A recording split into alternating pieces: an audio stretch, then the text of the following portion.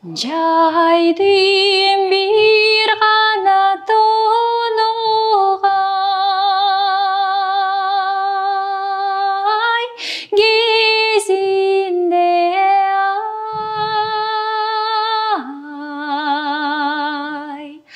адырлы ғана тонун бетінде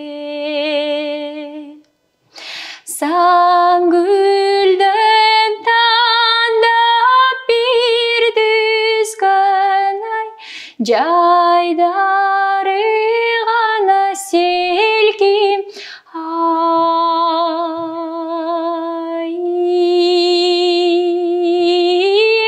есімде.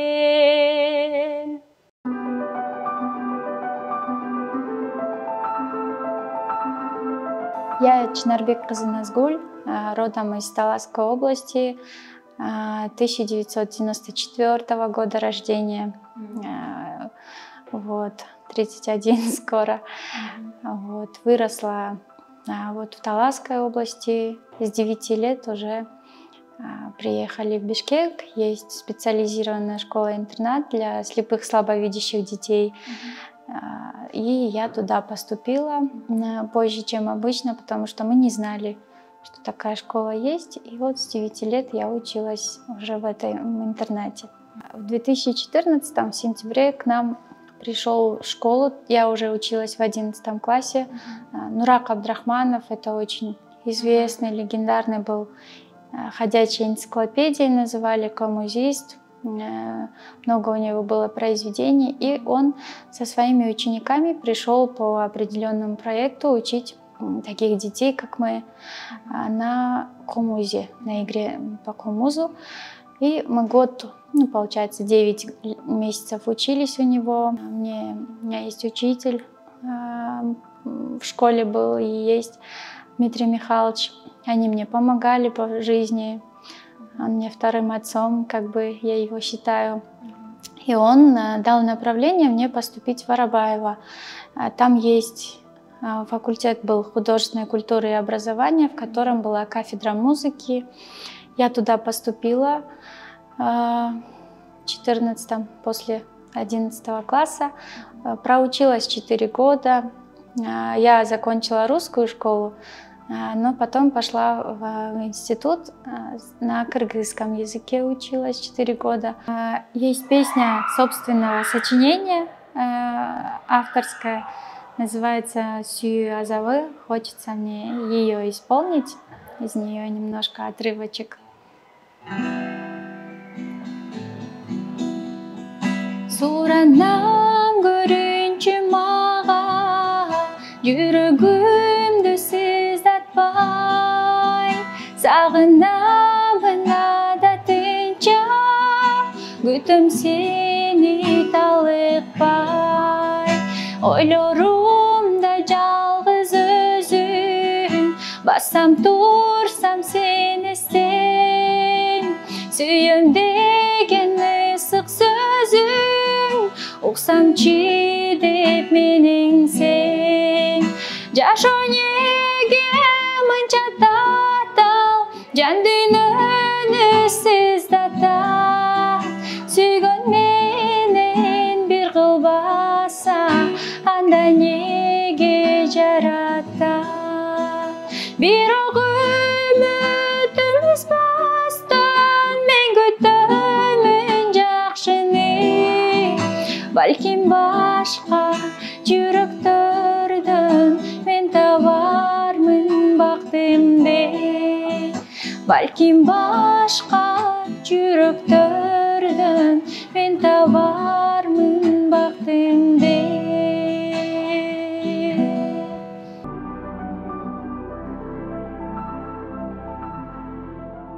В апреле 2019 года я пришла вот в эту школу. Меня оформили с 1 сентября 2019 года сюда, да, и по сей день я тружусь здесь, зарабатываю.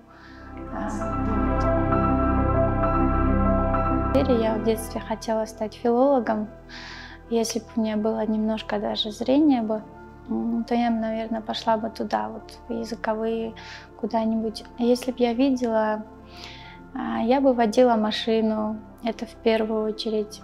Я бы выбирала себе сама стиль и цвета. Нет, сейчас я тоже вещи выбираю сама, но все равно без, получается, без совета другого человека, которому я доверяю, допустим, сестре или еще своим близким подругам, не обхожусь, потому что вещь может мне понравиться, но цвет может не подойти. Я бы очень красиво одевалась бы. Ну, как-то вот, конечно, больше веры было бы в себя. Ну, она у меня сейчас есть тоже. Ну, было бы больше уверенности. Я бы, ну, если бы сейчас, там, допустим, увидела, я бы кардинально поменяла свою жизнь в другую сторону.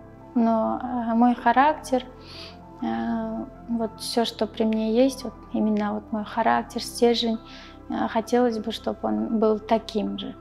Мне кажется, учителем быть и полноценному человеку нелегко.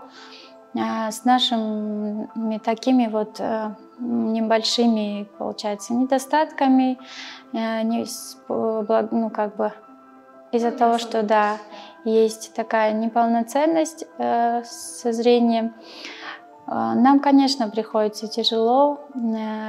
Если обычные учителя могут проследить, там кто-то неровно сел, она вот конкретно к нему обратиться, там: Саша, допустим, сядь, пожалуйста, ровно, руки сложи так, и за всеми их движениями, глазами можно проследить, а мы этого не можем делать, поэтому я распределяю детей в определенном порядке. Вот с этой стороны сажаю мальчиков, с той стороны девочек, чтобы хотя бы у меня была возможность обращаться к определенному полу. Да? Там мальчики, там вторая парта, ну-ка тихо. Я примерно слышу расстояние, с какой парты шумят. Вот. Дети, конечно же, мне помогают. У меня и коллектив очень отличный, все ко мне относятся очень лояльно. Вот. Поэтому тяжело, конечно, но вполне возможно работать.